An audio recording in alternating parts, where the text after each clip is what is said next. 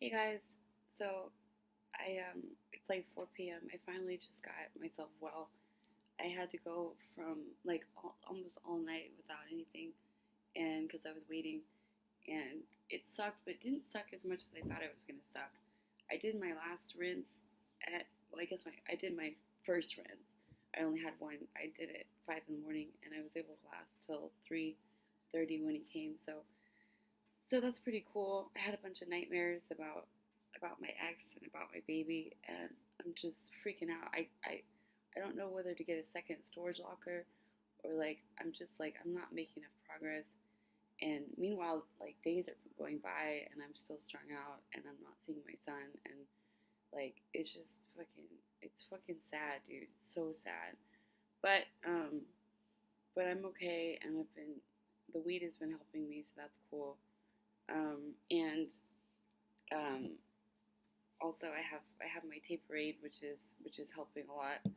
Um, and I went all night without Xanax too, so that was really cool because I had been taking a lot of Xanax, like almost every day, and I was actually like I would take Xanax and then end up watching earwax removal videos for like hours. These things are they're so satisfying. If you find that there's like a Japanese or Chinese guy that gets in there and he gets the earwax out with like tools, and it's like huge amounts of earwax because they live in tropical climates.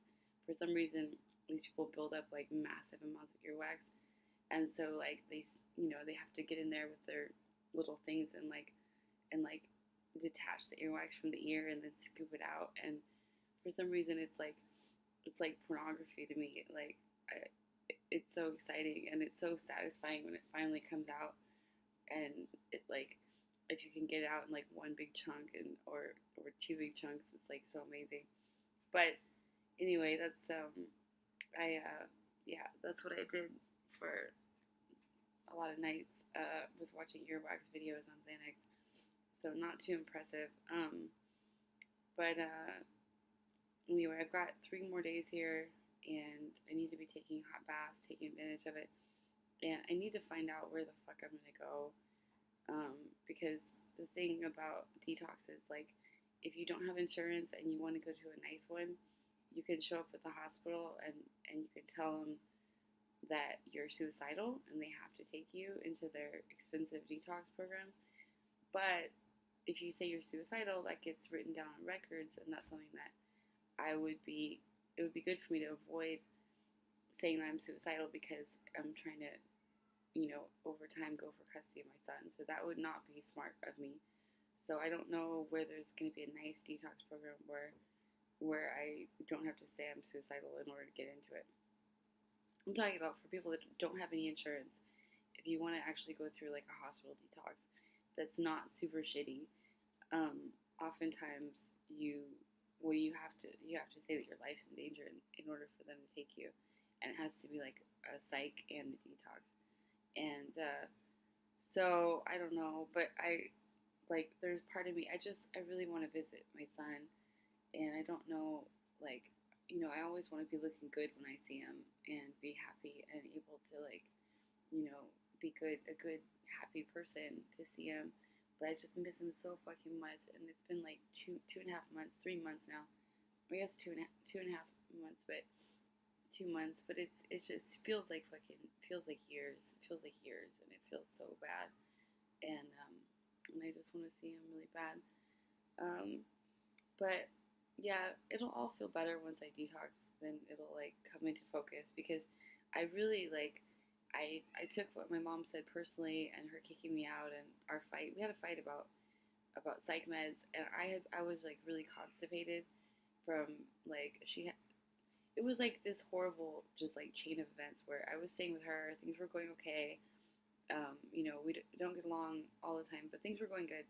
And then she had family visiting, and she was like scared that I would embarrass, like that I would talk about, urine therapy or raw foods or President Trump or golden showers or um, flat Earth or aliens or transsexuals or whatever she was afraid I would talk about. And so I got a little bit offended because she's always like embarrassed of me. And then I was like staying out late, dancing and trying on clothes at my old apartment. And I was like sorting my clothes, but I was like dancing and trying them on and stuff. And I was staying out late. And so anyway, I ended up, well, oh, we got in a fight. I was constipated. I'd been sick, and I took some tramadol, and then I got constipated, and I get really grumpy when I'm constipated, like really, really grumpy, and like I say things that I shouldn't. I get really toxic, and so we were talking about psych meds, and I shouldn't have brought it up because I was put on psych meds at like 7, and so I like hate them and think that no kids should be put on them.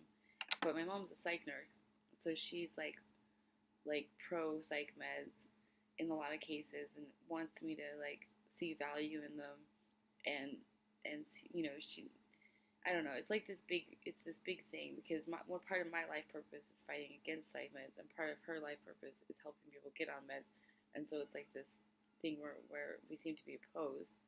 And anyway, she had said that that well maybe my son might need them because it runs in the family, depression. And I just like flipped out, and because I don't believe that at all. With good nutrition and a healthy attitude and exercise and a good attitude about sex and a good ability to make friends, I don't think people need like psych meds at all. There's already like so much fluoride in our water, which is a disaster. We don't need any psych meds. And so, and then I said to her that like I don't know, we were talking about putting me on psych meds when I was little, and she's like, and why do you think I did that? And I was like, I don't know, selfishness. And she really lost it, and like we had this huge fight, and then I stayed away for a night, and oh, she said, if you're not using, you've either relapsed or you're going to relapse. And it was, she yelled that at me, and I was like, don't you dare predict my future, whatever. But there was a switch that went off in my brain because it was like, well, she's accusing you of doing it. She's saying you're going to do it. So in order to prove the law of attraction to her, you have to relapse now. And but it's like this idea that my life is only like I'm very reactive. So if someone is scared of me, like my ex's new girlfriend, she didn't want to meet me or be like engaged with me because she was scared of me, and so that made me into like a monster about her, which I'm not actually a monster. But if someone expects something from me, typically I'll give them what they're looking for, and so it's a form of like reactivity where if someone comes at me in a certain way, I'm gonna give them whatever their whatever lesson their soul needs. But I do that to my own detriment. Like I do that, and it's not actually for my own good. In fact, it's for my own very bad. So it's not like it's not working for me. Like I need to live my life for myself, not for other people's soul or whatever the fuck, which is all a bunch of ridiculousness. It's just codependence that I learned probably as a kid, taking care of everyone and reacting to everyone and all that. So anyway, where was I? So we got in this fight. Anyway, so she accused me of relapsing and said that if I hadn't already, I was going to relapse. And after that, it was only like maybe, I don't know, like maybe another week before I did relapse. And I just, I picked up like $5 worth, but it was, and then that was, yeah, I guess I left and I relapsed, and then I asked to come back, and my mom said no, so she kicked me out. She probably psychically felt that I relapsed, but I didn't, I wasn't using when she accused me of using, and I didn't post up any videos of me when I was using. Like, she was trying to accuse me of saying that I had been using for a long time or something, which is totally not the case. Like, I relapsed kind of because she told me to, which I can't say that. That's stupid. That's really that's really stupid. But sometimes it works like that. Like, people are very delicate, and it's important not to accuse people of relapsing. And like, or tell their future. Like if you're afraid that your loved one is gonna relapse, then you gotta handle that on your own. Like seriously, you gotta handle that on your own.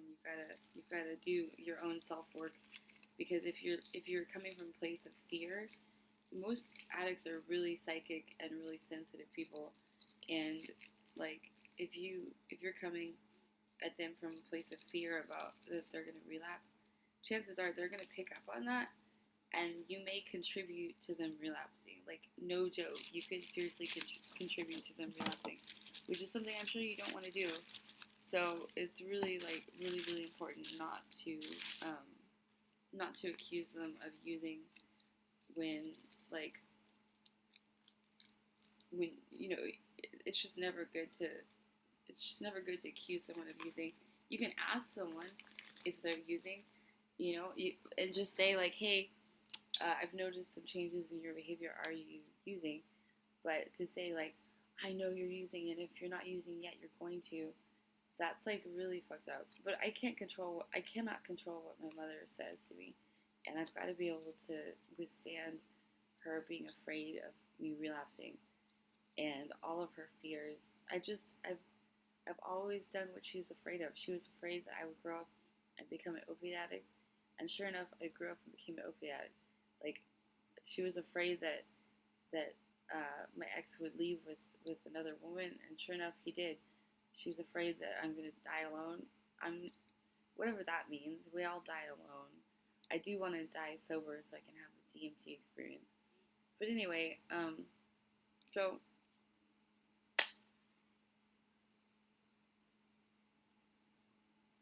maybe if I watch myself smoking, I can see how fucking gross and unattractive it is to stop.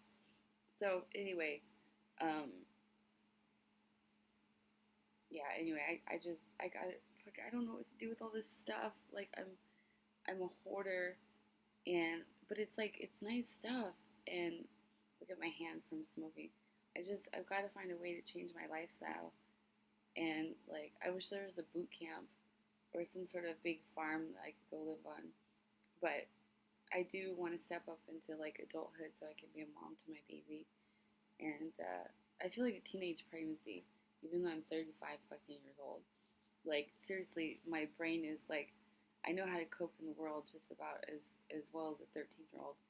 And part of that I do blame on psych meds, because I feel like you can't really learn new stuff while you're on psych meds. Like you can repeat the same stuff but you can't really learn new stuff very well. And that is really my genuine feeling. Like I don't believe in that. That's a good option. I don't even think like with Prozac, it's just more fluoride. It's just seriously a way of making people zombies, and that's not really happiness. If you're walking around and you're a zombie, that's not happiness. To me, some people maybe, but like if you're having anxiety attacks, maybe something in your life is actually like unacceptable and making you anxious. Or if you have depression, maybe you need to change your lifestyle so that you're not like, so that you can express yourself.